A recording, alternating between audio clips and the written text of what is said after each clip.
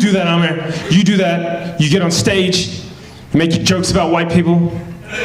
Don't you think that's a kind of racism? Don't you think that's dun dun dun? Reverse racism. I said no. I don't think that's reverse racism. Not because I think reverse racism doesn't exist, right? If you ask some black and brown people, they'll tell you flat out there is no such thing as reverse racism. I don't agree with that.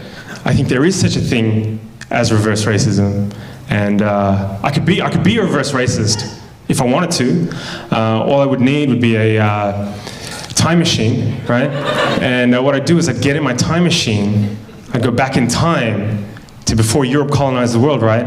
And I'd convince the leaders of Africa, Asia, the Middle East, Central and South America to invade and colonize Europe, right? Just occupy them, steal their land and resources, set up some kind of like, I don't know, trans-Asian slave trade where we exported white people to work on giant rice plantations in China. Just ruin Europe over the course of a couple of centuries so all their descendants would want to migrate out and live in the places where black and brown people come from. But of course, in that time, I'd make sure I set up systems that privilege black and brown people at every conceivable social, political, and economic opportunity. The white people would never have any hope of real self-determination.